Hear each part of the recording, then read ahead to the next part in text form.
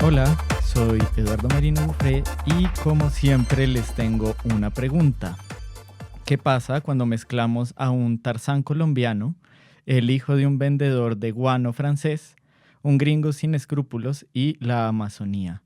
Una historia más que nos hace decir, ¡ay, humanidad! Un podcast sobre historias de desastres, encuentros y desencuentros entre humanos y lo más que humano desde tiempos inmemoriales.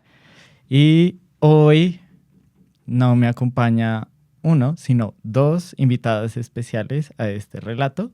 La primera invitada es Diana Gómez. ¿Cómo estás? Hola, muy bien, aquí súper animada para hablar de todas estas cosas que pasan en esas convergencias. ¿Sí? ¿Y qué tal sabes algo del vendedor de guano francés? ¿El hijo del vendedor de guano francés? No, es una curiosidad que quiero resolver hoy. Ok, muy bien. Y cuéntanos como tú qué haces, a qué te dedicas. Bueno, yo estudié diseño. Mi papá dice que tengo más puestos que un Transmilenio, pero particularmente me dedico a la docencia en diseño, en moda.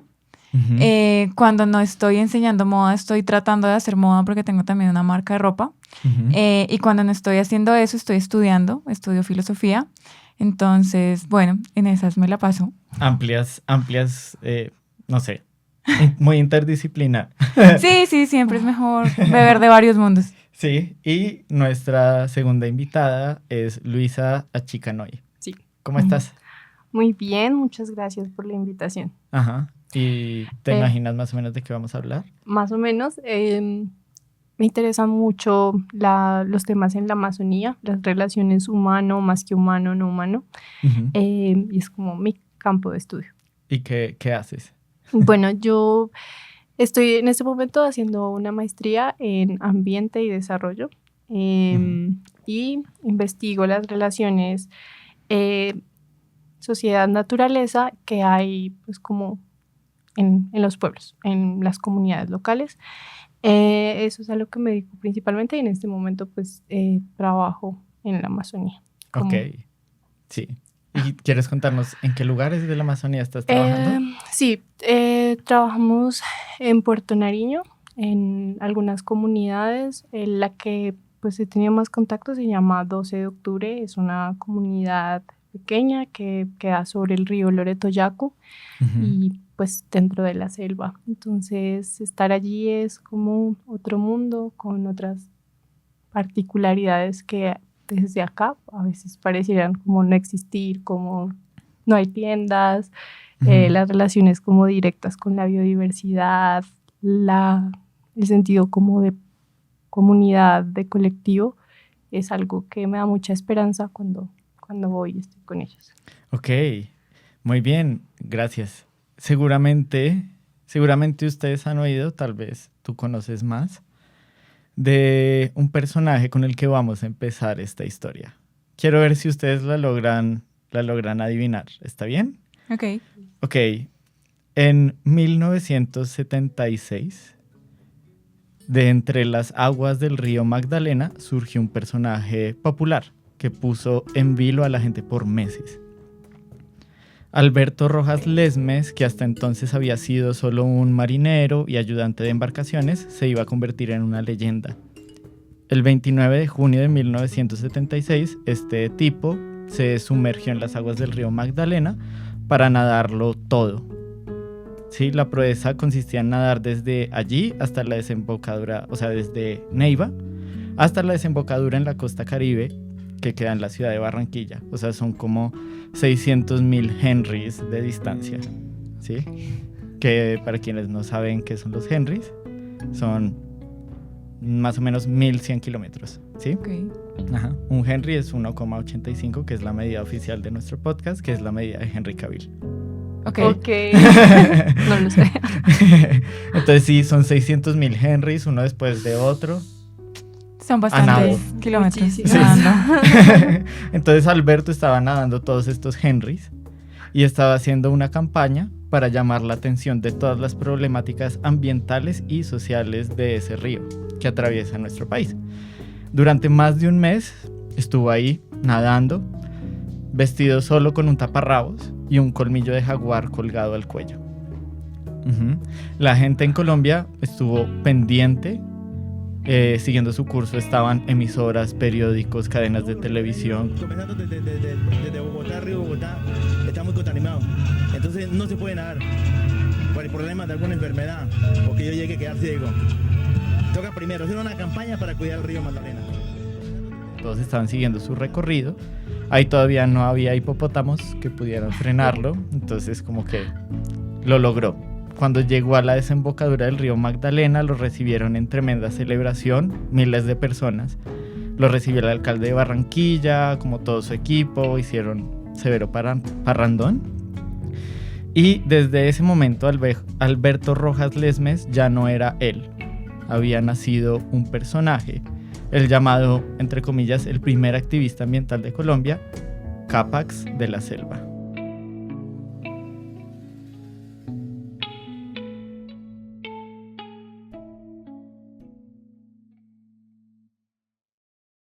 ¿Se han escuchado de ese personaje? Yo sí. De hecho, hubo una exposición en el Museo Nacional con todos como los, voy a decir, cómics Ajá. de él. ¿De Cápax? Sí. Wow. ¿Tú sí lo conoces? Pues muy por encimita, como que he escuchado historias, pero no sé a profundidad Ok, quién es. porque bueno, como que este fue como conocido como el Tarzán colombiano desde ese momento.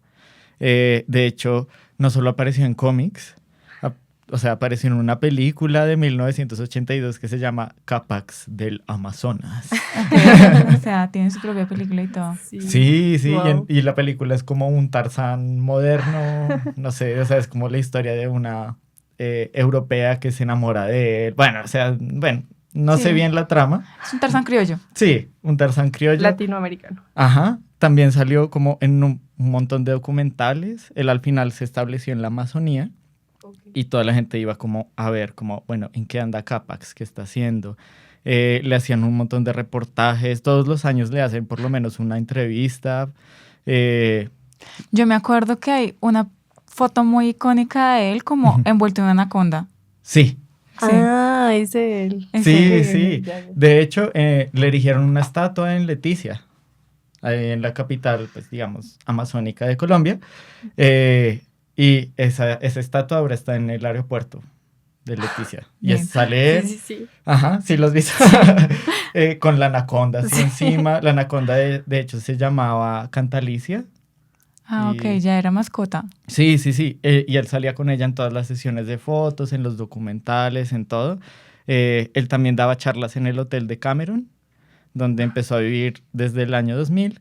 De hecho, la anaconda se la decomisaron en el 2012 porque era como, oye, tienes una especie, pues como Salvaje. salvaje, Silvestre. ¿sí?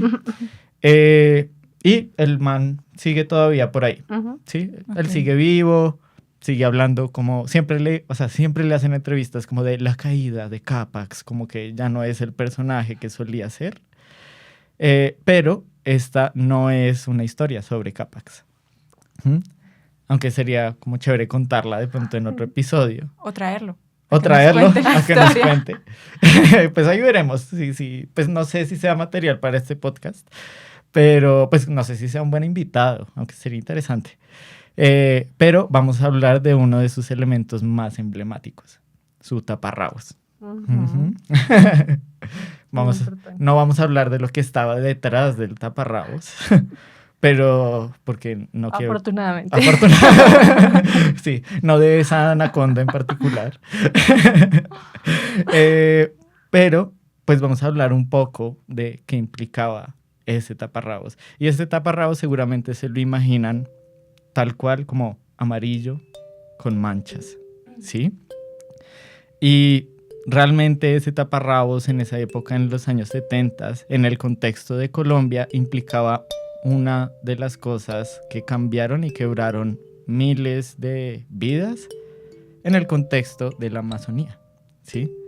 Este taparrabos era solo una de las muchas evidencias de un fenómeno, pues aquí le digo fenómeno, pero realmente era como algo más pensado, que se conoció como las tigrilladas. ¿Mm? Entonces, no sé si han oído hablar un poco de eso, pues espero que no, porque de esa va a ser nuestra historia. Ok. No, pero creo que podemos suponer hacia dónde va. Sí, total. Entonces, claro, antes de esto, de entender de qué se trataba esto, es importante saber por qué se genera. Hay como, aquí, esta es una historia de muchas conexiones y de cosas que empiezan a, no sé, como algo que sucede en otra parte del mundo, tiene impactos en esta parte del mundo y sobre todo en la Amazonía.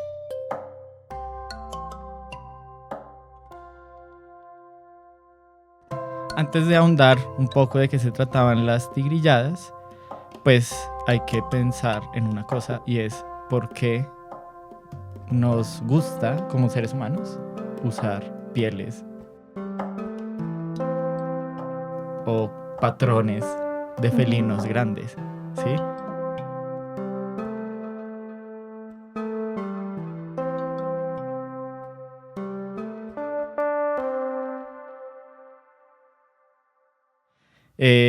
Entonces yo encontré un montón de información, también le di la tarea a Diana de que buscara un poco de esa información.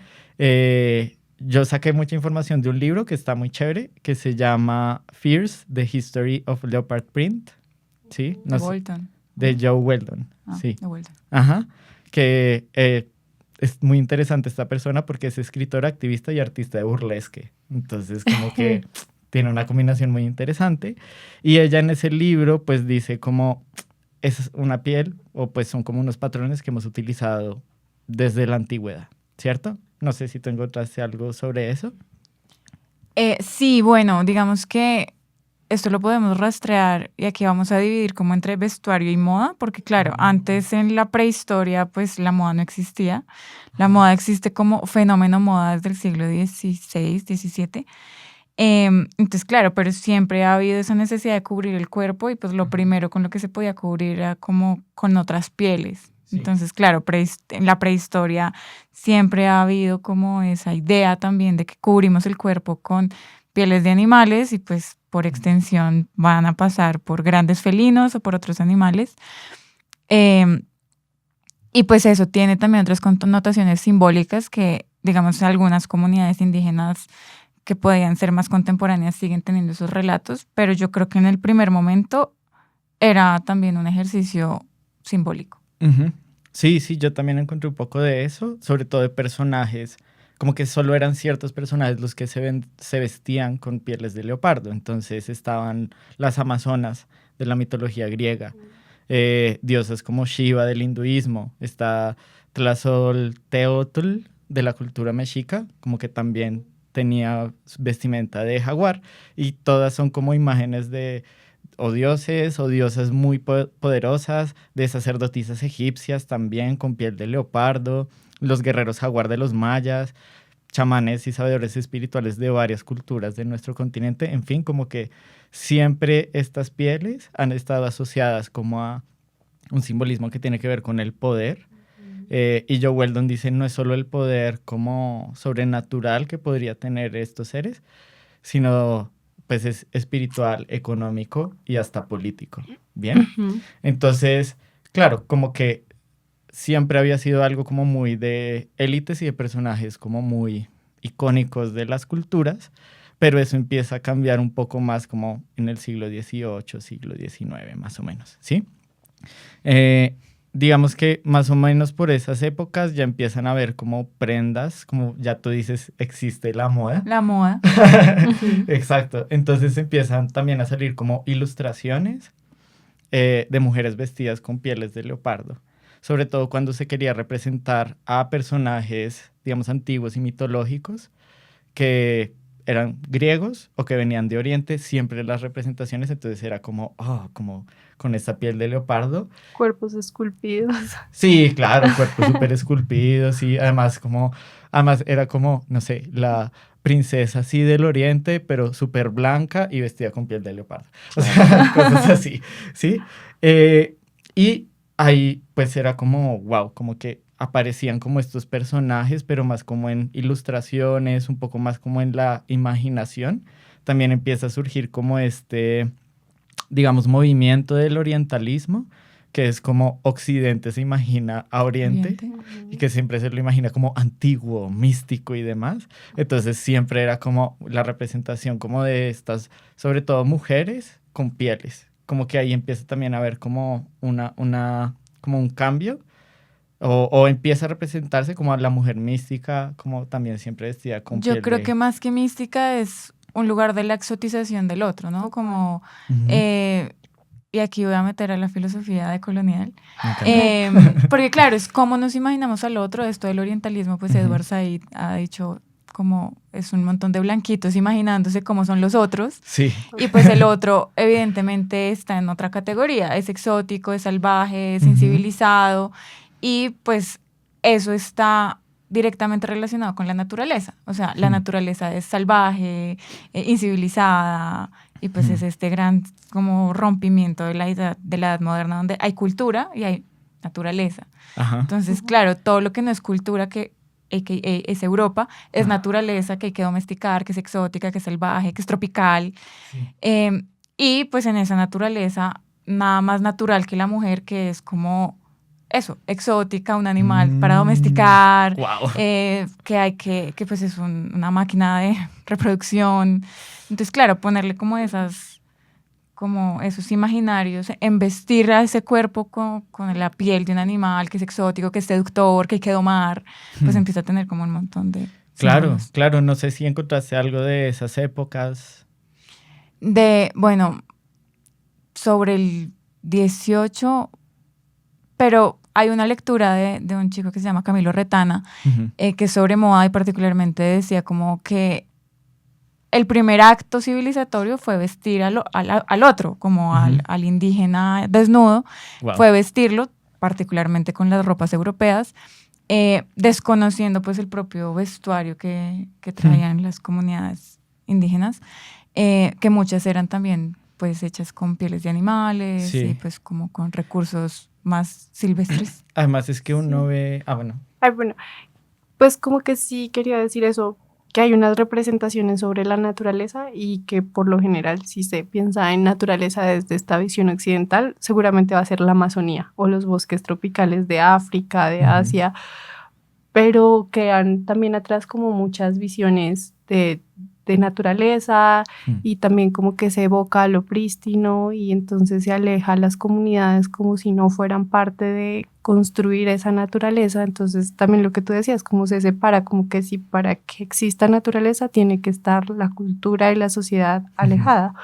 Pero pues es el caso contrario de la Amazonía, que son pueblos que han habitado millones de años y que pues yo creo fielmente que son los que construyen y los que mantienen esa selva. Es como Exacto. a diferencia de nosotros que... Sí. Además es que pues esto está mediado por una cosa de visión de, por ejemplo, si algún naturalista así súper colonialista que va a la Amazonía dice, están vestidos con pieles, entonces se imaginan como esas representaciones de, no sé, de las Amazonas, ¿no? O sea, de hecho, Total, pues sí. que la Amazonía se llame Amazonas, ¿sí? Entonces, claro, la imagen que se van a hacer es como, claro, deben tener taparrabo y debe ser, decían que con pieles manchadas, entonces debe ser así leopardo, ¿sí? Como sus representaciones de los héroes griegos y cosas así, entonces como que todo empieza como si es una exotización del otro, como un poco como loca, trastornada, como Sexualizada. sexualizada también, que va con esa idea de la apropiación también de lo salvaje, ¿no? Entonces, claro, como que empieza como también ese imaginario a volverse un poco más popular. De hecho, empiezan a ver también, encontré como vestidos que se hacían con piel de leopardos que se podían hacer bajo pedido, pero era una cosa como muy de alcurnia, porque pues, o sea, digamos que las pieles de jaguar pues no es algo sencillo de conseguir. No puedes hacer una granja de jaguares, ¿sí? O bueno, espero que no. A ver, el capitalismo todo lo puede, desgraciadamente. Yo me acuerdo que cuando era chiquita, una amiga de una prima trabajaba para una marca de bolsos Ujú. que tenía granjas de cocodrilos. Sí. Y Claro. es como, Dios mío, ¿qué Ujú. pasa?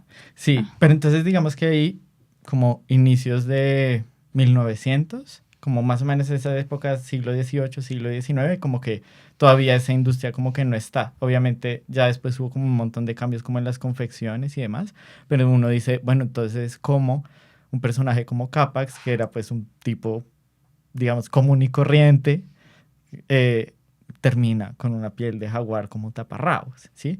Y gran parte de esto tiene que ver ya con la cultura popular a inicios del siglo XX. Y eso lo cuenta muy chévere Jo Weldon en este libro que les mencioné, porque ella dice que una de las grandes influencias, pues ella viene del burlesque, entonces dice como el teatro y el burlesque fue una de las grandes influencias para que estas pieles empezaran a llegar más a la cultura popular, ¿sí?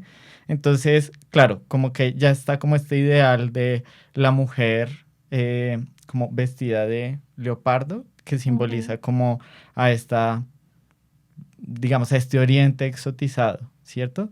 Entonces, cuando aparecían personajes así en obras de teatro o en el burlesque o incluso en la ópera, siempre aparecían vestidas de leopardo, ¿sí? Como que ese era como el símbolo de la mujer poderosa cosmopolita, que puede viajar, que puede ir a Oriente a conseguirse estas pieles y demás.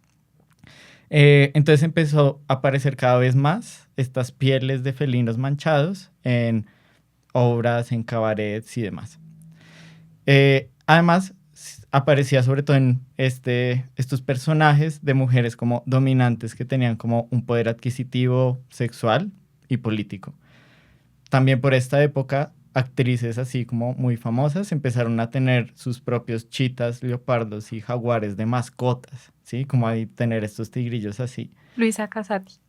Luisa Casati. Sí, hay un podcast Ujú. re bueno que se llama Deforme Semanal, Ideal Total, y ellos Ujú. hablan sobre, o sea, así como este personaje, una mujer, camina por las calles de París con Ujú. 2 jaguares, es como, wow. Wow. Pucha. Bueno, ahí digamos que empieza como esa idea de que, wow, es como más accesible, como el jaguar mismo, el leopardo, y también vestirse con las pieles que como que encarnan ese misticismo y ese ideal como de, yo he viajado por todo el mundo y conozco Oriente, todo mediado por ese ideal como que ya hablamos. Eso se sigue como reencauchando. No sé si encontraste algo más por esas épocas. Sí, pues es que aquí hay como un relato doble, porque claro, por un lado, y esto viene como de las altas cortes, cuando hablamos de moda, como que la moda tiene una teoría, dice Simmel, que es la teoría del goteo, ¿no? Ajá. Entonces son las élites que imponen ciertas modas Sí. y luego esto se va filtrando hacia la cultura popular. Cuando llega lo popular, la élite dice, ya nos parecemos a los pobres, entonces hay que cambiar. Entonces, claro, digamos que con el leopardo y con todas las pieles, eso también pasó. Fue un signo de estatus, nobleza, realeza. Y pues digamos, en otro print que no es particularmente el de los felinos, sino el armiño, que no es un print, sino que son pieles. Si ustedes ven todos los retratos de las monarquías, están capas de terciopelo y el ribete son colas de armiño. Y pues el armiño es un animalito como una ratica más o menos grande. Y lo que hacían era pues matarlos, quitarle las colas, y entre más colas tuviera la capa, pues o sea, como que más estatus, ¿no?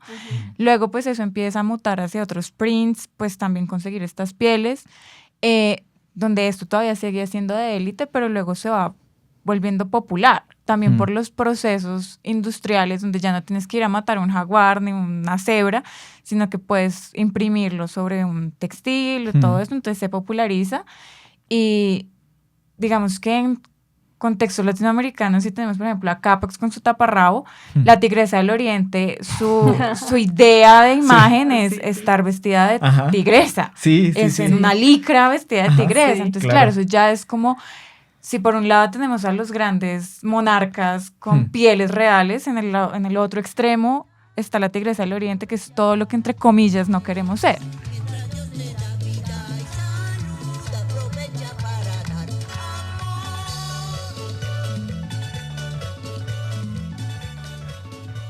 Entonces hace como ese goteo y está ahí la tensión entre, ¿será que esto es muy lobo o esto es deseable?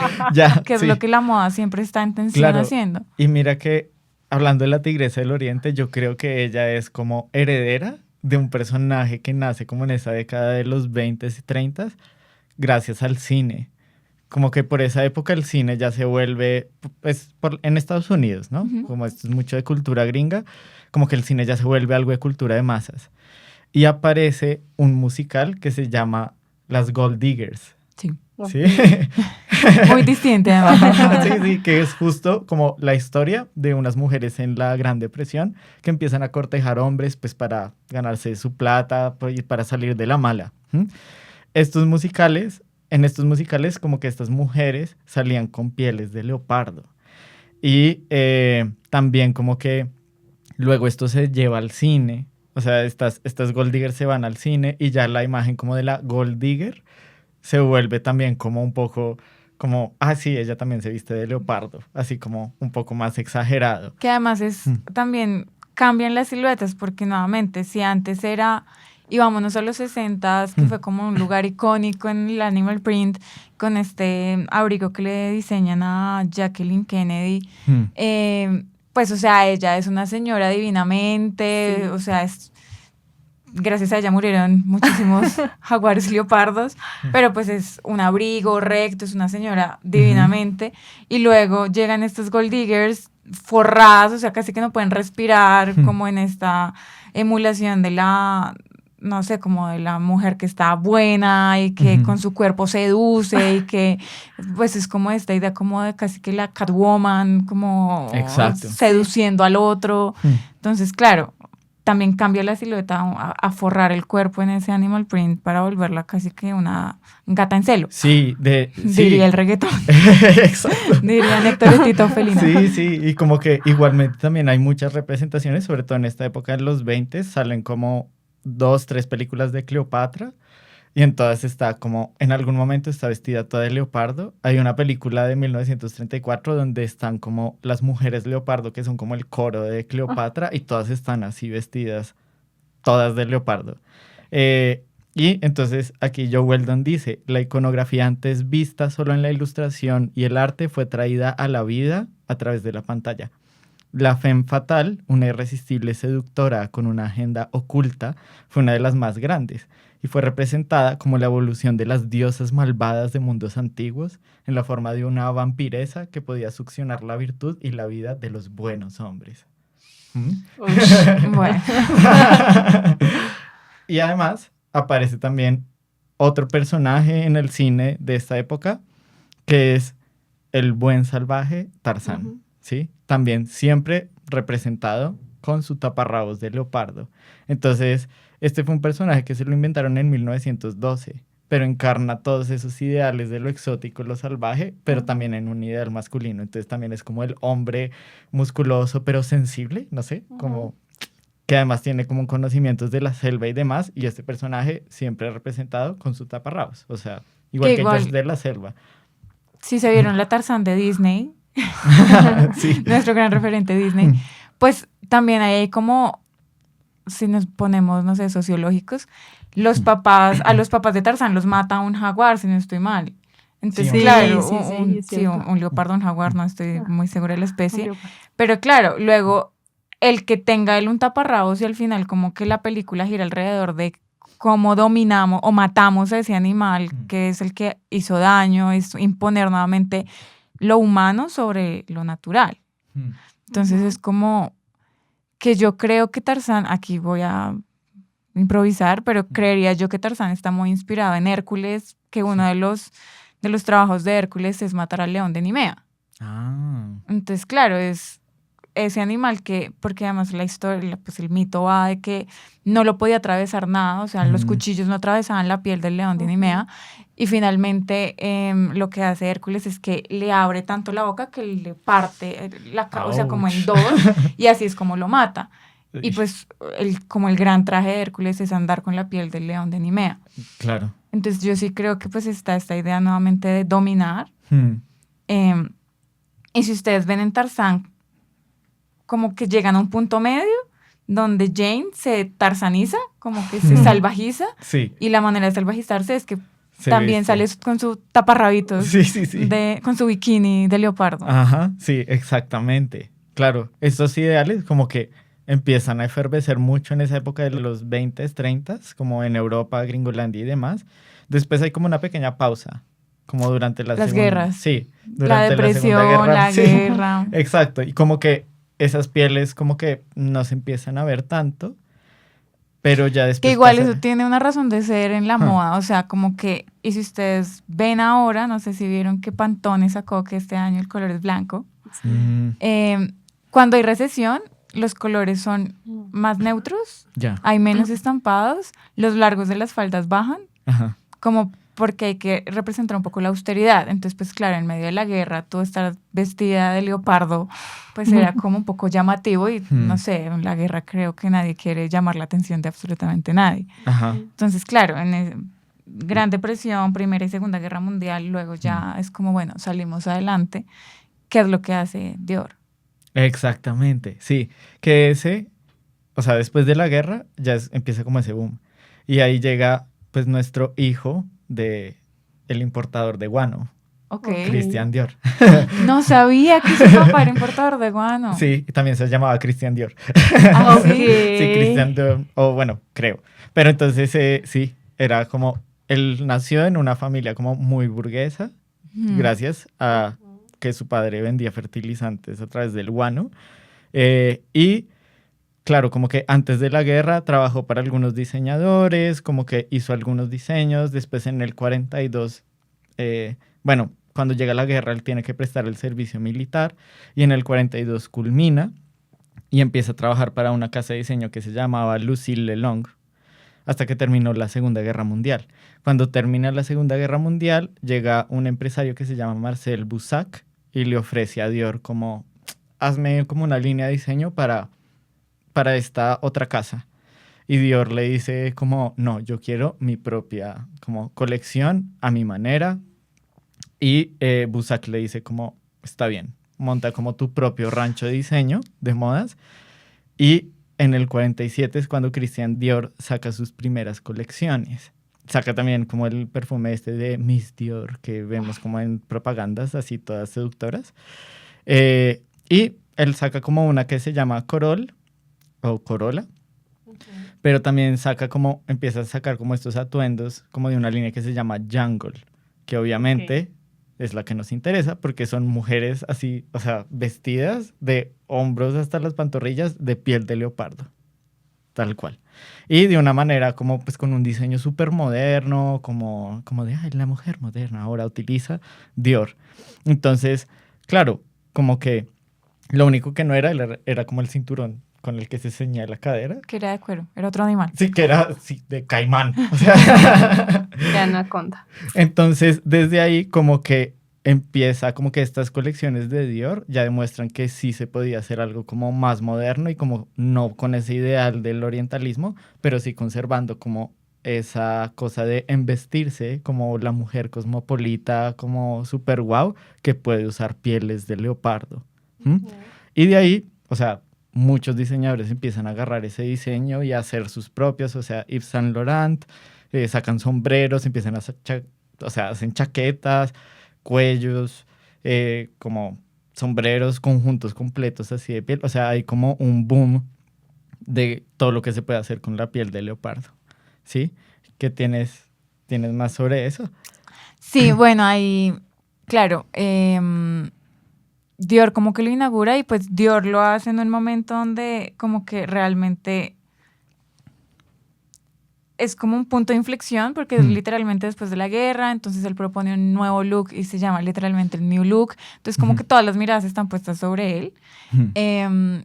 Y pues en esta idea como de proponer otros estilos, saca esta línea que tú decías de Jungle, que realmente si uno ve las siluetas son muy modernas para ese momento. A día de hoy yo creo que siguen siendo como contemporáneas, pero eran muy sencillas. O sea, el protagonista realmente era el print y a partir de ahí creo que, y es que de esto va la moda, si algo pega, todos los demás es como nos montamos en ese carro. Entonces, Yves Saint Laurent además, en los 70s, que eso ya es mucho tiempo después, vuelve como que hace como unas reminiscencias a como los 20s cuando empezaron a descubrir todas estas cosas en Egipto. Entonces hay como una lura al safari, pero también a estos egiptólogos. Entonces empiezan a ver esos como destellos y pues él lo complementa también con los animal prints. Pero pues y aquí la cronología a mí se me va, pero está Mugler, Terry Mugler, luego pues está también Cavalli, Dolce & Gabbana, que pues Dolce & Gabbana ya es mucho más contemporáneo, Versace, digamos como que este imaginario también del print, yo creo que se lo apropia mucho Italia, y pues como el sur de Italia, entonces esto también lo empiezan a relacionar un poco como con esa movida un poco mafiosa, porque claro, al final, ¿quién puede ir a matar un tigre? ¿Quién puede mandar traer un tigre o máteme un tigre o traigamos rinocerontes y hipopótamos al Magdalena? Pues los traquetos. Claro. Entonces eso empieza también a relacionarse con esas mafias o con esa manera de adquirir que en el sur de Italia se impone mucho. Luego en los 60s en Francia y en Estados Unidos el cine, como tú decías, propone unos modelos de mujer, Brigitte Bardot, Liz Taylor, que pues es más de los 30s, 40s, pero también el cine moldea todos esos imaginarios, pero esto es una cosa como muy pendular, porque es como si es la mujer deseada, pero bien, o es la mujer del traqueto, o es la loba, entonces está ahí como todo el espectro. En todo el espectro, a ver quién es qué, y la moda lo que hace es darle un poquito a todo el mundo.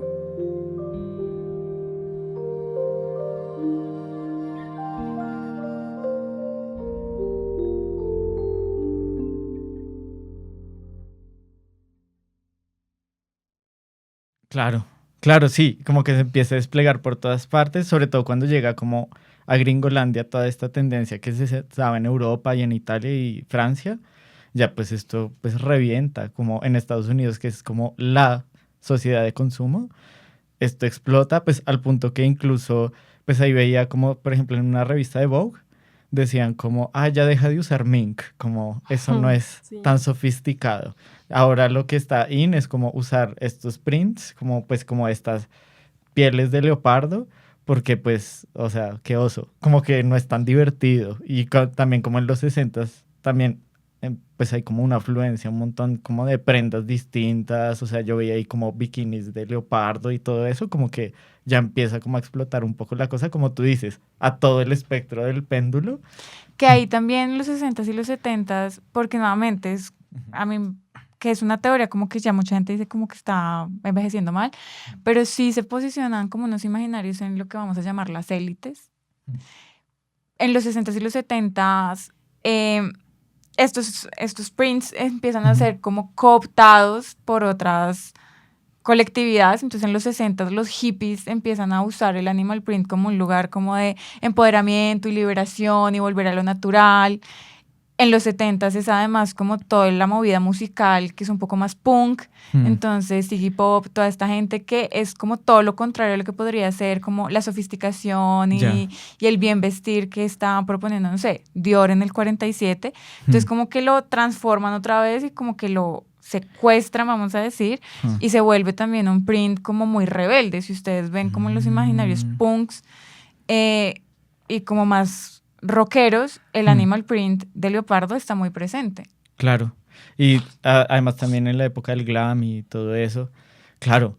Entonces, sí, o sea, ahí es como cuando hay un boom, o sea, y de hecho, pues ya uno dice como, ok, como que hay pieles de leopardo, de jaguar, de lince, de ocelotes. Aquí encontré que incluso el leopardo de las nieves empiezan como a meterse en todos esos mercados desde los 60s, como que explota eso. Pero entonces ahí es cuando uno dice como, bueno, ¿de dónde vienen todas estas pieles? ¿Bien? Pero antes de contarles ya de eso, no sé, Diana, ¿qué otras cosas has visto del animal print?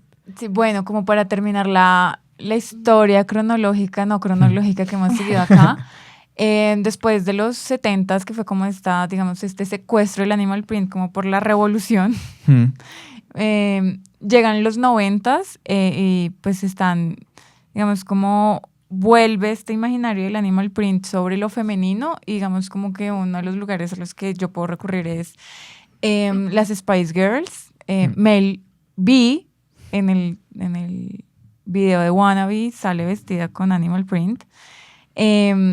Luego, digamos que de los 2000 hasta hoy, como que el animal print ha estado como yendo y viniendo y como reposicionándose. Si uno ve como las revistas de tendencias, como el print del año es el animal print, vuelve el animal print recargado. donde digamos como que el último como reencauche fue el año pasado, que además estaba muy asociado también a una estética que era la de las mob wife, que estaban tratando de imitar como todo este allure nuevamente de la esposa del mafioso. Ya. Entonces como que No. vuelve ahí y pues si nos vamos a ver lo que estuvo en vitrinas el año pasado para Navidad, particularmente Estudio F, la colección que sacaron para Navidad con Valeria Domínguez era de Animal Print. Entonces, claro, el problema que yo veo aquí es como con qué se asocia. Ya lo que vemos, no sé, yo creo que desde los 60, 70 en adelante, no son animal print, o sea, no son pieles, sino que la industria de los textiles se desarrolló para poder imprimir, estampar, sublimar. Entonces ya es como una imitación de las pieles con todos los símbolos y todas las cargas semióticas que se le puedan dar, pero digamos que entre unas comillas gigantes, que esto es lo que hace la moda todo el tiempo, ya no se está afectando a ningún animal, ya no hay que ir a matar a ningún animal directamente para quitarle la piel y que todos podamos ser chita. Pero bueno, tiene otras implicaciones porque igual hay animales de por medio. Exacto, sí. Y siempre está este ideal como de yo como es que lo dijiste muy bien cuando dijiste me envisto como de estos animales. Y como tú dices, claro, como que ahora se puede imprimir y hay otros procesos también terribles que suceden ahí. Pero claro, en esa época de los 60s y 70s sí era como venga, las pieles. Y también un poco los 50s, como que era como, bueno, de dónde se sacan todas estas pieles. Y aquí pues nos toca volver un poco al sur. Yo tengo una pregunta para Diana. Y es que me parece curioso porque en la moda, pues sí o sea, como que se empiezan a visibilizar unas pieles más que otras. Y creo que justo son como esos animales que más se quiere como dominar. Como las fieras, dirían. Sí, claro, el jaguar, que es un animal súper poderoso, el caimán, la anaconda, pero de otros más chiquitos no hay como esa relación, se muestran unas pieles, ¿cierto? Entran a la moda algunas pieles, pero otras no. Y creo que sí viene como en un ejercicio de domesticar, dominar lo muy entre comillas salvaje, lo que es como imposible, o como todas esas pieles de África y eso. ¿Tú crees que sí tiene como alguna relación o no? Pues a ver, yo sí creo que hay un deseo de dominación y pues al final la piel siempre ha sido un trofeo de. Entonces yo sí creo que hay unas narrativas que ya en la industria como que no están en primera línea, pero siempre están subyacentes, o sea, que puedo matar y dominar, que eso, pues bueno, claro, es supremamente violento. Pero luego, pues pensando, digamos, en industria, es ver qué puedo domesticar, qué puedo meter en una granja y producirlo a escala, sin que porque lo que tú decías, o sea, yo no puedo meter a 50 jaguares en una jaula porque se van a matar. Pero de pronto puedo meter a, no sé, 40 vacas o yo qué sé. Chinchillas también. Chinchillas, pero también es a nivel de escala. Sí. Igual hay un universo supremamente oscuro, violento y terrible en el mundo de las pieles, que como que Greenpeace y todas estas personas como de PETA y eso tratan de como sacar a la luz, pero pues yo creo que ahora mismo sí hay un deseo, siempre hubo un deseo de dominar a lo más salvaje y como considerarlo un trofeo, pero pues más allá de eso es como con qué puedo hacer industria más rápidamente. Exacto. Porque la cosa es esa, que la gente que se viste del animal print, así sea piel, pues no es la misma que mata al animal. Aunque el ideal diga eso. Entonces, claro, para lograr cumplir con toda esta demanda que sucedía en los 60s, se necesitaba de personas como Rogelio Cariwasari, ¿sí? Este es como un testimonio que recogió Catalina Bernal en una tesis que se llama En búsqueda del jaguar, representaciones y narraciones en el trapecio amazónico, que está muy chévere y tiene varios testimonios de personas que estaban ahí, ¿bien? Entonces, un poco de Rogelio. Él creció y se crió a inicios del siglo XX en la comunidad Cocama. ¿La conoces? Sí. ¿Sí? Bueno, entonces ellos han habitado por siglos frente al Amazonas, en toda la frontera entre Perú, Colombia y Brasil. Y él desde muy pequeño fue un poco entrenado para ser como pues digamos en la medicina tradicional. Desde muy chiquito su abuelo le daba ayahuasca para irlo preparando.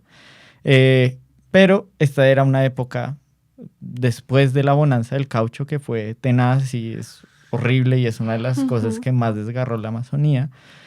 Entonces, como que él tenía que buscar otras formas, digamos, otras formas de subsistencia. Entonces, Rogelio termina en un leprosario en Perú. Termina trabajando ahí más o menos en su adolescencia, como durante su pubertad. Y luego de unos años, pues dice como, bueno, voy a volver a mi comunidad, que queda ahí cerca de Puerto Nariño, donde has estado tú. Entonces, ahí ya, pues él se dedica a la cacería, ¿sí? Y él sabe de cazar jaguares. ¿Por qué? Porque él tuvo como una, digamos, una enseñanza medio hacia el chamanismo. Y dentro de los Kokama, pues no sé si tú me corriges, pero hay como que, pues digamos, por lo menos en estas épocas eran los chamanes los que cazaban a los jaguares. Bien. Entonces, encontré, digamos que los caciques y chamanes eran los que usaban como, sobre todo, el collar con los colmillos. Y Rogelio también aprendió un ritual que se llamaba, o se llama, el Pumarruna, que es la transformación de persona a jaguar, que se hace a través de la ayahuasca. ¿Tú sí conoces más de ese? Sí, pues en la Amazonía todo se está transformando todo el tiempo y hay como esas transiciones de humanos o de un delfín que después se vuelve humano y sale en la pelazón, que es un ritual que hacen las comunidades indígenas ticuna para celebrar como la primera menarquía de las niñas. Entonces como que sale este ser que es delfín, pero que también va transformado como con otros elementos como serpientes, peces de zapatos, y como que sale a conquistar un poco, a jugar como con las comunidades. Entonces sí hay como muchísimas historias de que todo se está transformando entre lo humano y lo humano. Wow, sí, de hecho aquí veía que en particular con el jaguar, como que se deja la piel en un árbol y cuando se hace la transformación como que traspasan a través de esa piel para agarrar ese cuerpo. Sí. Y poder andar por la selva y ver que se aprende a través de eso y después se devuelve y queda como la piel ahí. Es como, pues como que, como imagen es muy interesante. Un vestido de jaguar. En vestido de jaguar, literalmente. Entonces Rogelio como que sabía de esto y por lo tanto sabía un poco cómo era la vuelta de la cacería del jaguar. Y por esta época, claro, por toda esa demanda de pieles, empiezan a comprar pieles de jaguar. Rogelio lo hacía solo. Sí, él iba y cazaba jaguares y conseguía lo que podía conseguir, pero ahí más o menos ya en los 60s llega un hombre, ¿sí? Llega un tipo que tiene el poder adquisitivo y está comprando pieles a la lata y ese hombre ya lo conocemos del primer episodio de Hay Humanidad. Ese se llamaba nada más y nada menos que Mike Salikis, ¿sí? Jungle Mike, que llaman.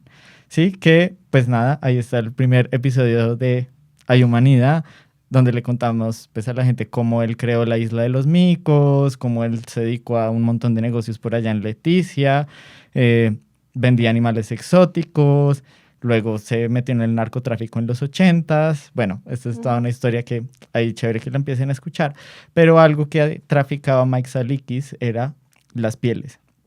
Y él se dedicó a contratar a un montón de personas para que fueran a cazar. Y así, más o menos, podríamos decir que él inauguró lo que se llamaron las tigrilladas en el trapecio amazónico. Bien, entonces, ¿cómo era esto? Esto lo sabemos, pues, sobre todo a los testimonios de las personas que fueron tigreros durante esa época, que están en esta tesis que les mencioné.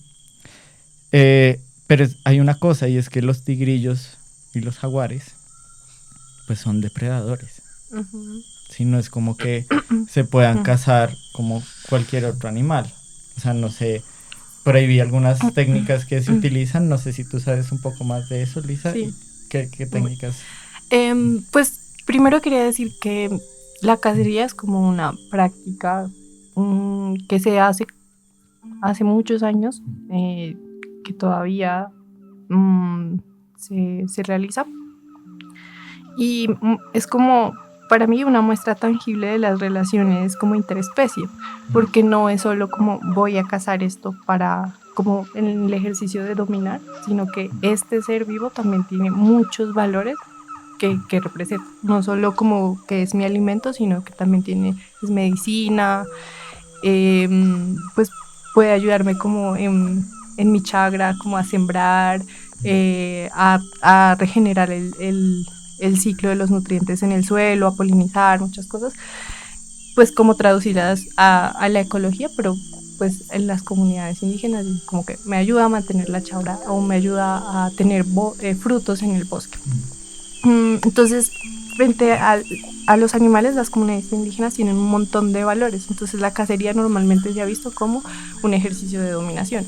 Pero pues es que también es muy difícil como estar en medio de la selva y no tener que comer, ¿cierto? No está el de uno para ir a comprarse el jamón. Afortunadamente, no está el de uno. Y entonces pienso que con todos los animales hay muchas relaciones y sobre todo como lo que hemos visto es que con el jaguar hay una relación de respeto.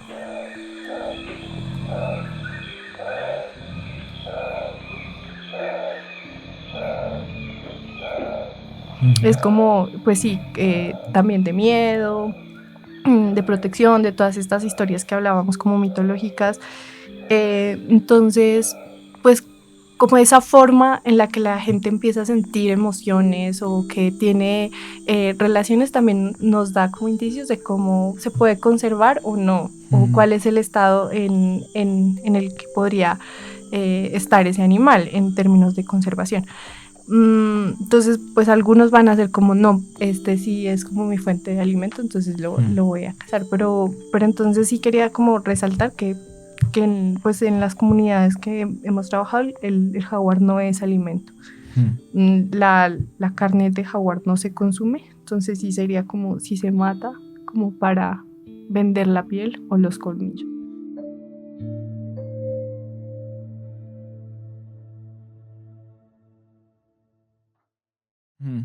Exacto. Sí, y además pues eso es algo que también empieza por estas épocas, gracias a esa demanda, porque claro, antes no, pues para que uno va a cazar un depredador tan grande y tan teso, o sea, es que los jaguares son animales muy tesos, si no tienen más depredadores, de pronto algunos caimanes que agarran al jaguar desprevenido que se acerca demasiado, pero además son felinos muy grandes, son silenciosos, son muy solitarios también. Encontrarlos es muy difícil porque además su distribución territorial más o menos es de 35 kilómetros cuadrados. O sea, solo un territorio de jaguar abarca un montón de kilómetros. Entonces, claro, para poder cazar jaguares tienen que inventarse y reinventarse muchas cosas, ¿sí?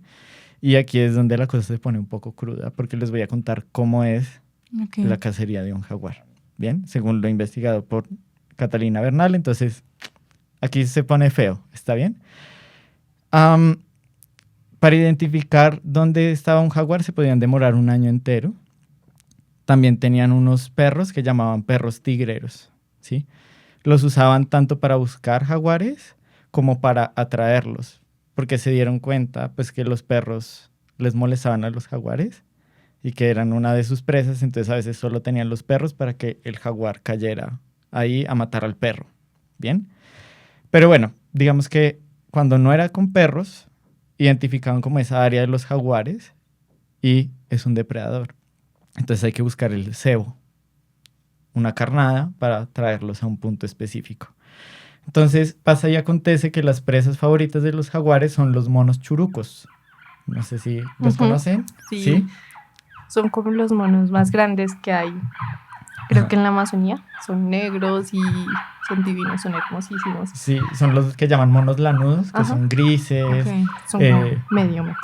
¿De medio metro? ¡Wow! Pues, son gigantes. Sí, cuando están parados, sí son muy grandes. ¡Wow! En científico es Lagotrix lagotricha. Y sí, tienen como ese pelaje gris, una cola prensil bien gruesa. Entonces, ¿qué tocaba hacer primero? Buscar al mono churuco. Usualmente los mataban con rifle.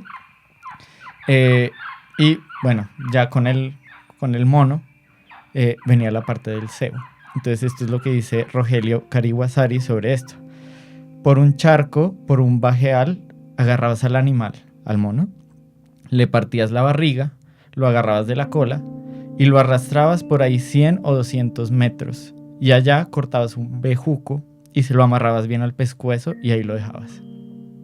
Entonces, a veces, según otros testimonios, arrastraban el cuerpo del churuco hasta por 2 kilómetros para generar así un rastro que el jaguar pudiera seguir. Y luego lo partían en 4 partes y lo amarraban a ese bejuco. Entonces aquí como que cuentan un poco. Si es un tigrillo, él va a arañar el palo y va a comerse un pedazo. Entonces el cazador, bueno, ya sabe que es un tigrillo. Y si es el propio tío mano de lana, que así llaman a los jaguares, entonces se va a comer toda la carnada. ¿Bien? Entonces una vez como que identificaban qué era, decían como, listo, ya se lo comió. Toca ir por otro mono churuco y volver a hacer lo mismo. En ese caso, según otro tigrero que se llama Rodolfo, aquí es donde llega la parte más estricta. Porque si vas a poner otra carnada, en el momento en que vas a poner la carnada, no tienes ni que respirar, porque si no el jaguar te va a oler a ti. Llegas, aguantas la respiración y lo amarras. Le pones la alarma, que es una cuerdita que va a llegar hasta la pasera y tiene que ser a una buena altura y camuflada. Entonces, las paseras son como puestos de caza, ¿sí? Que se levantan pues muy altos, sobre todo con los jaguares, ¿sí? Tienen que ser de hasta 6 metros más o menos. Entonces es como este puesto de caza donde van a colocar como la cuerdita que va a sonar y demás para saber que el jaguar llegó. Otras veces simplemente se ubicaban ahí y esperaban y por el sonido identificaban si había llegado el jaguar o no. Entonces ya con la carnada puesta, el jaguar ya cebado, pues se espera ahí en la pasera. Y dejan a un solo cazador ahí subido porque si hay más personas es más probable que el jaguar los detecte. En esta época estaban ahí más o menos 3 noches esperando. Una vez llegaba al lugar, pues la cacería se daba de la siguiente manera según los testimonios. El cazador espera y en un rato ya puede escuchar las mandíbulas del jaguar desgarrando la carne y triturando los delgados huesos del mico.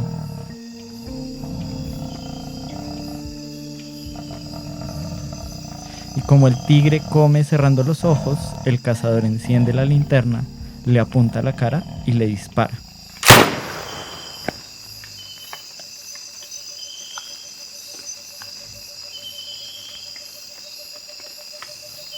Le avientas al tigre en la cara, dice Rogelio, un tiro certero para no arruinar la piel del resto del cuerpo.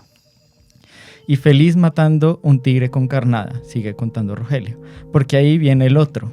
Si es macho, viene la hembra. Si le mataste la hembra, viene el macho. Entonces lo agarras nuevamente, le sacas el cuero y lo cuelgas, porque a él le gusta comer a su paisano. Lo amarras ahí y te vas. Al segundo día llegó y se lo comió otra vez. Corre al otro día a coger carnada y así matas 1 o 2. Hembra y macho y ya.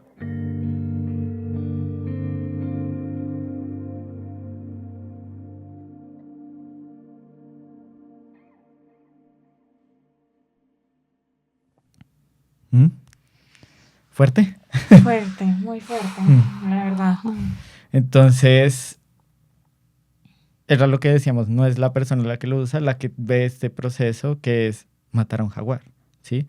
Hay otras técnicas, hay otro tigrero llamado Rodolfo, dice que a veces es silbando o golpeando una totuma, atrayendo al jaguar para que vaya un poco a tu ataque, pero casi siempre era como más o menos esta técnica a través del cebo, a través de los monos churucos. Y nada, y siempre tratando de darles el golpe de gracia en la cabeza para que no se dañara el resto de la piel. Y así es como mataban, o incluso yo creo que todavía matan, algunos jaguares.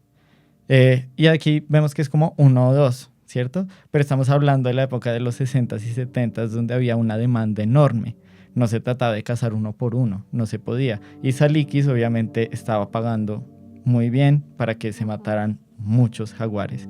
Entonces, ¿qué hacía Salikis? Contrataba partidas enteras de cazadores. O sea, llegaba a comunidades enteras de hasta 30 personas y decía, salgan todos en combo. Al mismo tiempo, a matar jaguares y tigrillos. Entonces, estas tigrilladas, esos eran las tigrilladas. duraban más o menos 2 meses.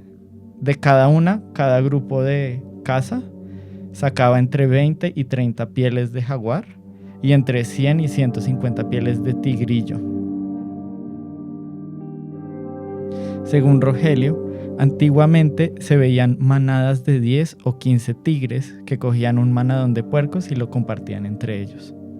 Luego llegó la época de las pieles y muchos se metieron a cazar tigres porque la piel del tigre valía mucho más que la de los demás animales.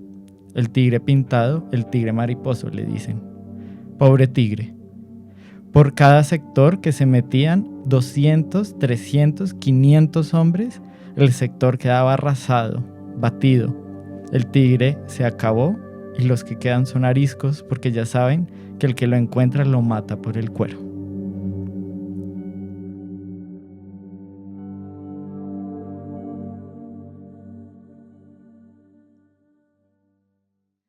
Sin palabras. O sea, Eso eran las tigrilladas. Entonces era eso, como cientos de personas salían al mismo tiempo en esas partidas de caza a matar y a matar jaguares y tigrillos, que era lo que mejor pagaban. De hecho, no se beneficiaban tanto las comunidades de esa plata como tal, se beneficiaban más como de bienes que les traía Saliquis. Los que realmente ganaron mucho de esto eran traficantes como él, la gente que eran como los distribuidores, entre comillas, de las pieles. Y la cantidad de jaguares que padecieron esto es tenaz. Según el artículo Las tigrilladas en Colombia de Esteban Payán y Luis A. Trujillo, se sabe que solo entre 1968 y 1969 más de 2.000 jaguares fueron cazados en la Amazonía. De hecho, en ese mismo periodo a Estados Unidos llegaron 13.000 pieles de jaguar.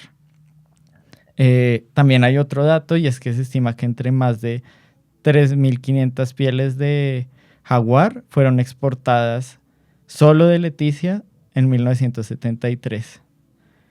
Y a los ocelotes también les fue muy mal. A los ocelotes, pues se estima que más o menos entre esa década de los 60 y mediados de los 70 mataban 200.000 ocelotes cada año. Y pues todas estas pieles las llevaban a Villavicencio, luego a Bogotá, a veces hasta Manaos, y de ahí salían a Estados Unidos donde eran compradas y después las distribuían a Europa. Como dice Elvia, una sobrina de tigreros que también estuvo ayudando en esa venta de pieles durante esa época, en ese tiempo no era prohibido, de eso vivía la gente. Las pieles las usaban para hacer correas, zapatos, bolsos, chaquetas. Con eso, Capax hacía su falda. Y los colmillos eran para los caciques, se sacaba la piel y las garras, y los colmillos y la cabeza mi tía los vendía así, con todo, el cráneo con todos los dientes. Y eso era como lo que sucedía en las tigrilladas. Es muy triste, pues como también, o sea, directamente sufre el jaguar y los tigrillos, ¿cierto? Pero como que se piensa eso, como voy a cazar este animal y solo lo afectó a él, pero eso también los monos churucos y otras especies que se terminan pues como afectando, y ahí veo como esas relaciones de poder como del norte y el sur global, pues que seguramente todos se fueron contra las comunidades indígenas que salvajes están matando, muy entre comillas salvajes, están matando jaguares. Pero como que no se habla de esa relación, pues de dónde, para quién son esas pieles, y en el tráfico ilegal de fauna silvestre también es pues, muy difícil seguir como quién está pidiendo esto, para dónde se van estos animales y todo el impacto que tiene hacer eso. No solo es como una especie, sino todo. Sí, de hecho por ahí leía, porque esto pues no sucedió solo ahí en Leticia, pues alrededor de Leticia, también ocurrió en el Caquetá, en el Putumayo, en el Guaviare. Por ahí vieron como, pues encontré un artículo donde hablaban que la población de monos churucos sí bajó un montón en el Caquetá durante esa década, que después se recuperó, pero sí hubo como una afectación a esa especie muy fuerte. y pues esto era como algo que sucedía como en toda la Amazonía. La cosa empezó a mejorar un poco, así más o menos, entre comillas, en 1973, porque Estados Unidos saca como la ley de especies en peligro de ese año, y ahí ya prohíben como esas pieles. O sea, prohíben como las pieles de grandes felinos y de caimanes, y eso hace que la demanda baje un poco. Pero también aquí en Colombia, el INDERENA, ese mismo año, prohíbe la cacería y venta de felinos manchados. O sea, por lo menos de felinos manchados, ahí como, ya no más, ¿sí? Y aunque esa bonanza como ecocidio cesó, igualmente pues sigue sucediendo. También empezaron a pasar otras cosas, los tigreros también se empezaron a dedicar a otras actividades. Ilegales. Sí, en el caso de Saliquis, que se empezó a meter con el narcotráfico, pues bueno, ok, como que él se metió en eso. Rogelio Carihuasari sí se convirtió como en ayahuasquero, como de tiempo completo, y se dedicó ya a la medicina tradicional de ahí en adelante. Y obviamente él sí habla mucho como de cómo lamenta esa, pues como haber participado en ese ecocidio de jaguares.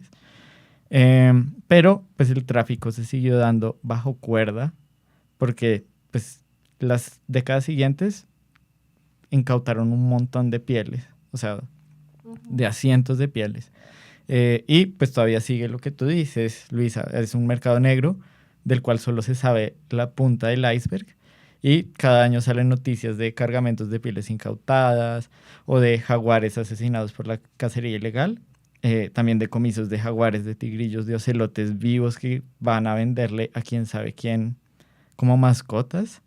Según un estudio de 2017, la población global de jaguares se redujo en un 55% en el último siglo, y de las 34 grandes poblaciones que hay de jaguares, 33 están en una categoría de amenaza, o sea, están como pailas. Más sobre ese tema de que todavía se sigue dando como este comercio de pieles de jaguar, y no solo de pieles. Eso lo ha investigado un periodista que se llama Santiago Wills. También es autor de una novela que se llama Jaguar, que habla de otro jaguar. Pero él ha investigado eso, ha recogido información de ONGs, de agencias gringas que trabajan con el tráfico ilegal y con biólogos. Él entrevistó a un biólogo que se llama Oliver Llanos, que le decía que entre el 2019 y el 2022 se han identificado por lo menos 92 jaguares víctimas de la cacería ilegal. También como que hubo hace poco, en el 2022, hubo un operativo en Córdoba en el que se incautaron como centenares de aves, micos, titís. Uno había perdido el ojo por maltrato, y un jaguar joven al que alimentaban con aves que se morían y lo mantenían drogado. También esas son las condiciones en las que tienen a estos animales, y pues es súper deprimente. Algo que sí dice Santiago Wills es que en Colombia el comercio de pieles es un poco más incipiente. O sea, aún pagan millones por pieles. Además son como, pagan, no sé, 500.000 pesos allá en Leticia, pero después va a Bogotá y lo venden por 3 millones y así. El precio se va incrementando. Pero, pues digamos, acá hay un poco más de control. Sin embargo, hay sitios como Bolivia y Surinam donde la cosa está como más tenaz. Y aquí ya como que se sale de la moda del animal print. Ya, es que ahí hay como, literalmente como una cadena de eventos. Hay una investigadora que se llama Sandra Nissen, que habla de la moda particularmente, y que la moda, particularmente el fast fashion, que en el fast fashion no hay pieles, pero pues donde la moda necesita de zonas de sacrificio. Y las necesita para poder prosperar. Y de hecho, pues el capitalismo, el sistema capitalista necesita de zonas de sacrificio,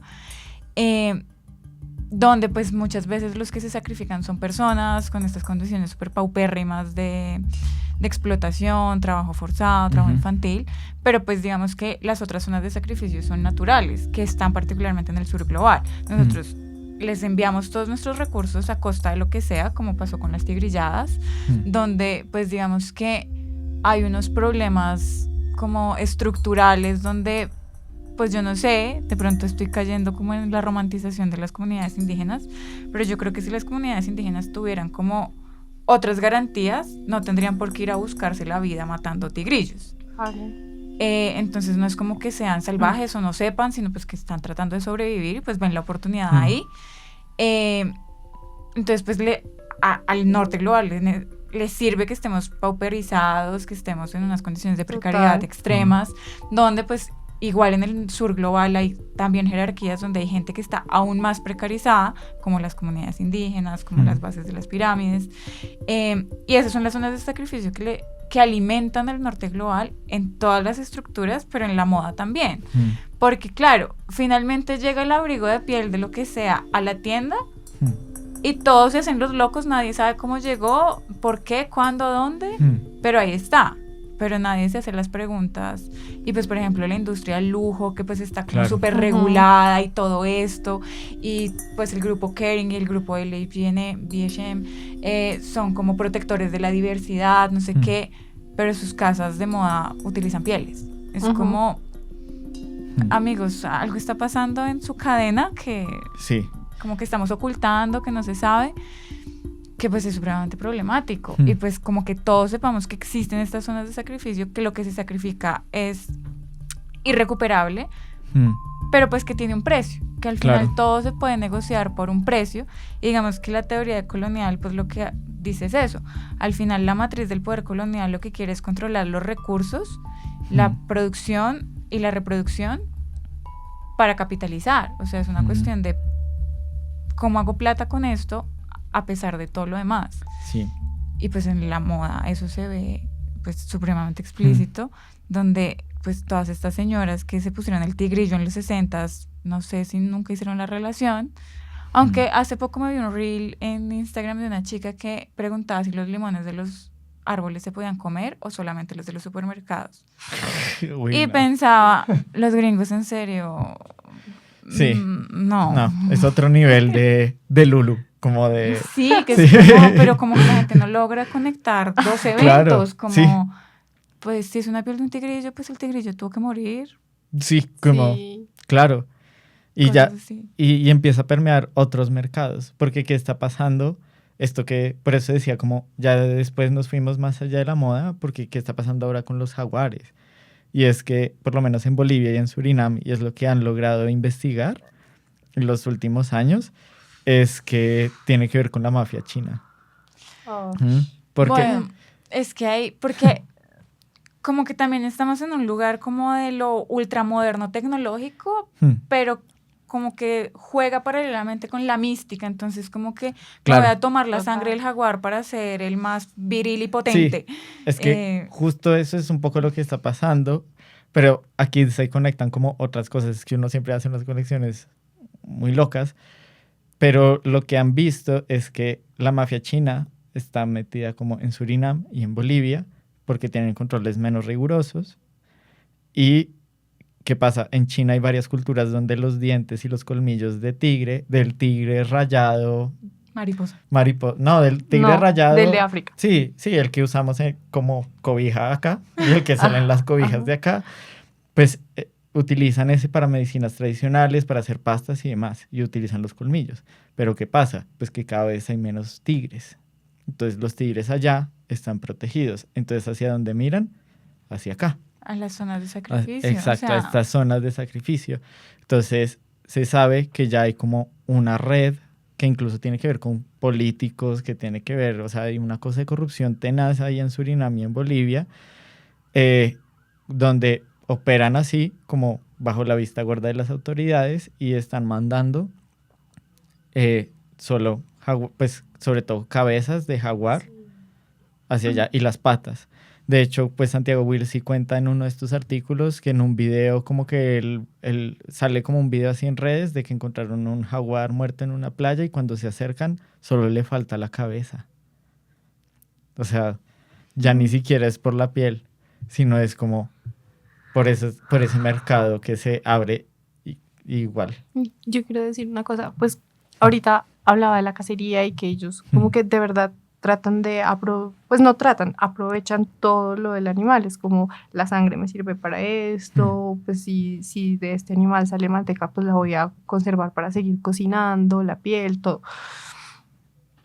Pero justo cuando hablaba con algunas comunidades y algunas personas sobre cómo fue la bonanza de las pieles allá, decía que muchos, o sea, que era tanto lo que se cazaba, se llegó a cazar, que la carne se dejaba podrir. Y obviamente, pues como, imagínense cazar también cocodrilos, que a veces miden 5 metros, 3, para comunidades tan pequeñas, no, o sea, no se los van a poder comer. Y es como todas estas relaciones que tú decías, como pues claro, les están pagando mucha plata por llevar esa piel. Entonces como que también es muy triste porque hablamos como que hay un ecocidio, pero yo también siento que hay como no sé si como la muerte epistémica de los conocimientos, de esas relaciones, porque estás matando algo que para tu cultura era sagrado, ¿no? Y lo tienes que hacer porque tal vez no tienes que comer o porque necesitas el dinero. Y pues como todas esas relaciones también cada vez se van perdiendo y se van viendo permeadas por el capitalismo y pues como por este modelo tan dominante. Que al final yo creo que esas son o sea, la vida importa, evidentemente, pero esas son las grandes pérdidas que como que la gente no es capaz de cuantificar. O sea, cuando tu relación cambia con el entorno y dejas de verlo como que tú participas de un ecosistema y cada muerte pues tiene que ser, no sé, como, no sé si reivindicada, pero pues es sustancial. Entonces hay que aprovechar, hay que devolver, hay que dejar que se recupere. Entonces, claro, voy a matar a un mico para comérmelo, pero pues no mato a la cría y espero como, o sea, total. Inclusive en la relación con la muerte, porque digamos que entre comillas es inevitable, hay como unos límites, como se reconoce que se necesita en el ecosistema establecer una relación donde yo debería pertenecer, no estar por encima. Cuando se cambia esa relación, que es la relación que yo creo que impone el capitalismo, donde yo estoy por encima y la naturaleza solo me sirve para extraer, volver, a mí me parece que es casi que imposible. Como cuando yo me doy cuenta que si mato 500,000 jaguares y me hago, entre comillas, millonario y puedo dejar perder la piel, la carne, no me importa si el ecosistema se va al garete, pues volver es muy difícil porque es que ya cambió la relación. Entonces, pues yo creo, y esas son las otras muertes que yo creo que no somos conscientes que están pasando. Pues porque al final es como que ese es el gran triunfo del capitalismo, como, bueno, ya te civilizaste, ya el jaguar no es tu hermano, tú estás por encima del jaguar. Y pues eso es supremamente problemático porque todo se vuelve recurso explotable, que eso es lo que pasa también como con las legislaciones hace, no sé, como 5 o 6 años que permitieron la explotación legal de tiburones en la costa colombiana y es como, o sea, ¿esto qué sentido tiene? Como, mira, puedes matar 500 tiburones, pero 501 no. Porque en el 501 ya está mal. Es como, ¿qué sentido tiene? O sea, puedes matar 5,000 jaguares, pero el 5,001 sí ya, no, porque nos pasamos. Es como... Sí, es pues supremamente utilitario y que se pierde en el medio. Es como todas las relaciones que nos permiten sostener y construir. Y conocer también, ¿no? Porque de esas relaciones, pues tú sabes cómo se comporta este animal, tú sabes cuáles son sus ciclos de reproducción, tú sabes cuándo sería una buena época para, pues, que cazar ese animal. Y también pienso que, o sea, no se caza solo para una persona, se caza para una comunidad entera. Y algo muy bonito que me dice la gente de antes es como, la carne no se vende, la carne de monte no se vende, se comparte, porque así como que abundan los animales para que nosotros podamos comerlo. Y eso es claro, pues o sea, si no estás pagando por eso, entonces obviamente no se va a volver como un mercado en el cual necesitas estar matando y matando y matando. Sí, porque es que ahí es como que yo creo que es la gran transición del capitalismo moderno, neoliberal, donde a una bandera de la URSS. Es que antes había relaciones, ahora solamente hay transacciones. Ya. entonces cuando solamente es una transacción que tú puedes monetizar, pues qué importa que se caiga detrás. Sí, y creo que esa es como una de las cosas que está chévere como hablarlo, porque claramente cuando sale Capax con su taparrabos de Jaguar en los 70s, yo creo que nadie se estaba haciendo estas preguntas. Y esto que estamos hablando que es muy importante. Y es importante cuando estamos justo en la región de la que sacaron todas esas pieles, justo para sostener como esa demanda y esa cuestión de como de las transacciones, que además estaba mediada también por un ideal como de lo místico, lo sobrenatural y como de apropiarse de lo salvaje, ¿sí? Así sea como, es que cualquier cosa hecha como con piel de jaguar o tener el jaguar y el tigrillo va a ser siempre como esa cuestión de quiero tener lo salvaje, pero es una cuestión de apropiación, ¿sí?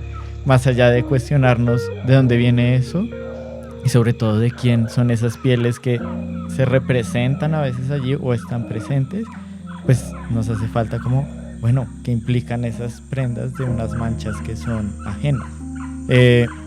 Y son pieles que son como resultado de épocas de matanza y de extractivismo y de pensar las cosas, como tú decías, Diana, como de una manera transaccional que le va quitando como esas relaciones ecológicas y también como de sentires que se están generando todo el tiempo y que seguro siguen ahí. Yo creo que sí hay manera de rescatarlos. Yo también. Es difícil, pero al hablar de esto, al poder como solo cuestionarnos de dónde viene ese tigre que está en el taparrabo, se abre como todas estas relaciones de lo que está pasando con unos seres que fueron un poco condenados a muerte o a la apropiación solo por tener manchas.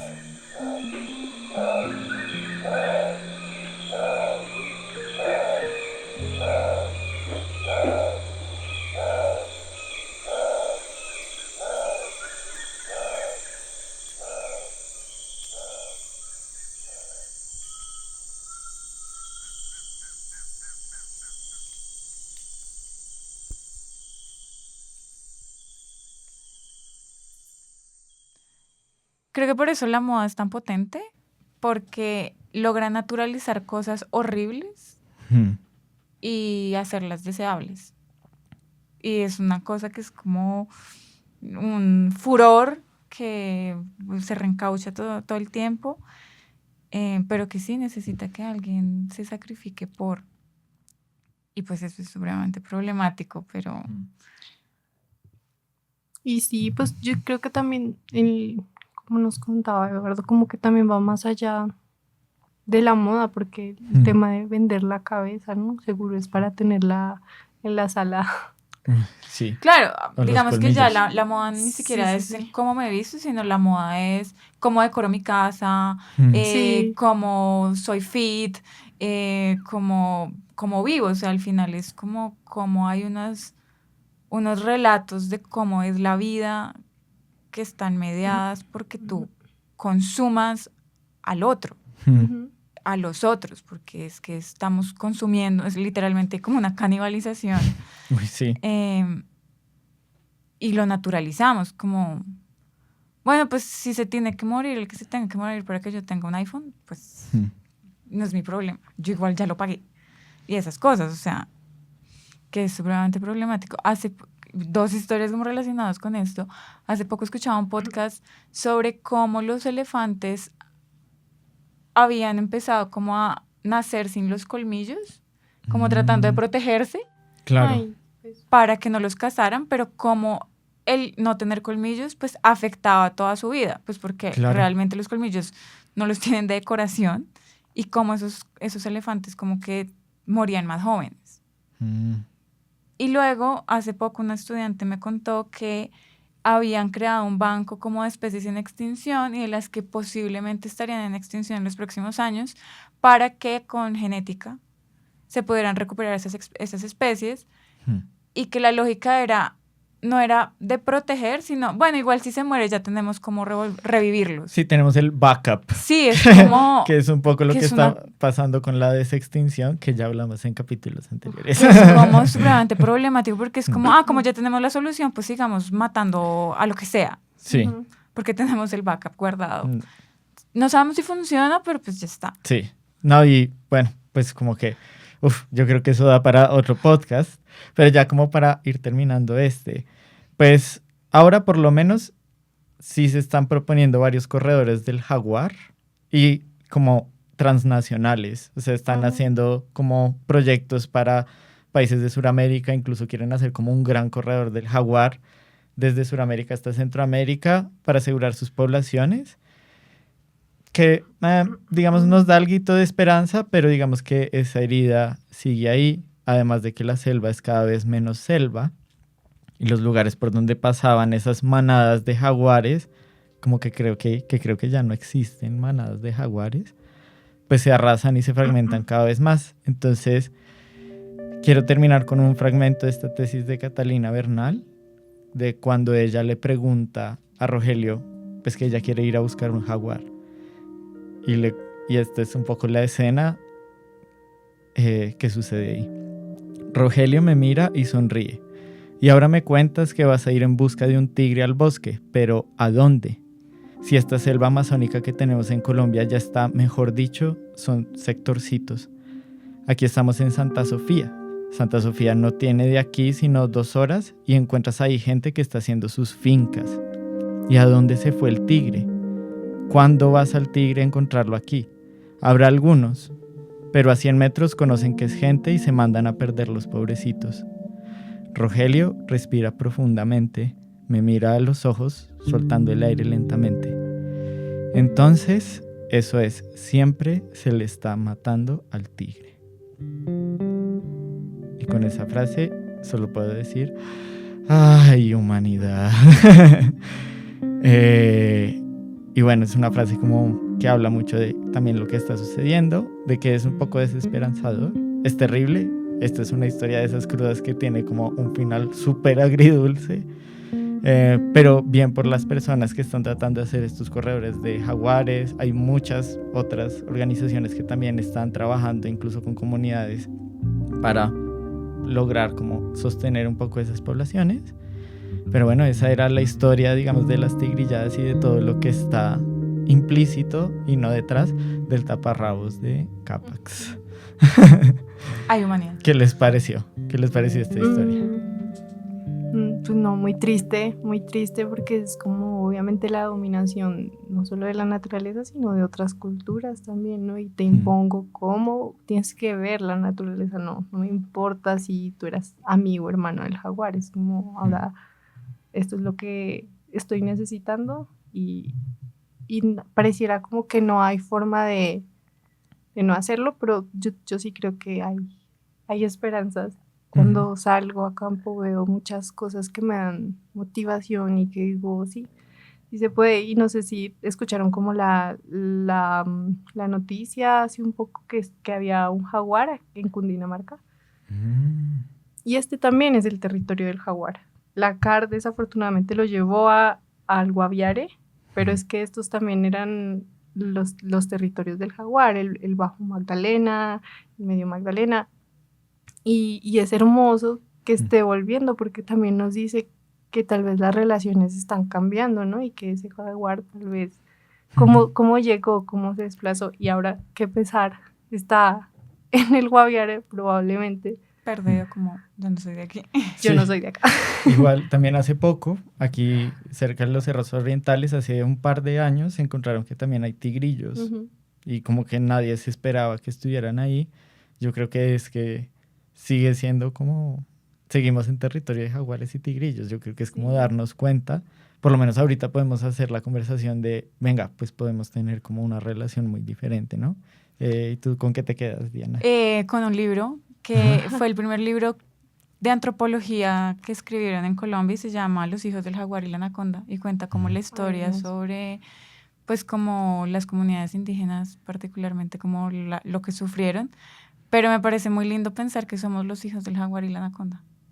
Es como Hay que honrar a padre y madre Sí. de alguna manera. Ay, pues eso está muy lindo para que la gente no se vaya tan triste. Fue muy difícil escribir este episodio justamente porque es triste y desgarrador y como que uno no le ve como la luz al final del túnel, pero gracias a ustedes por contar esas pequeñas como semillas, como que dejan algo que pensar y nos dejan sentir como, bueno, la cosa está jodida, pero pues trabajemos entre lo jodido, seguro encontraremos como otras formas. Entonces, nada, muchas gracias a ustedes por participar de esta historia, por sufrirla también. Como siempre, gracias a Trébol Studio por acogernos, a nuestros oidores por escuchar esta historia tan tenaz.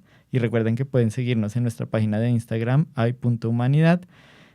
Ahí voy a subir imágenes del taparrabos de Capax, de sus cómics y bueno, y otras imágenes un poco crudas de cómo es una cacería o cómo se ve el jaguar cuando lo cuelgan, pero ahí hay varias otras cosas. Y bueno, ya por último, Diana y Luisa, cuéntenos cómo la gente puede saber y hablar con ustedes y cómo conocerles.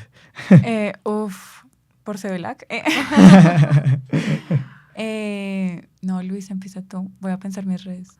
No, yo no uso redes sociales. No, como que... Escríbanle a Eduardo y nos ponemos en contacto. Está bien, Sí. está bien. Escríbanme a mí y yo les paso los contactos si quieren saber más cosas de moda y también sobre lo que está pasando en la Amazonía. Muy bien. A mí sí me pueden encontrar en redes como Taxomonías y ahí pueden sugerirme y bombardearme con historias horribles como esta para contar o historias más bien chéveres para que empecemos el año de una manera un poco más linda. Y bueno, ya con eso, pues bueno, apague y vámonos.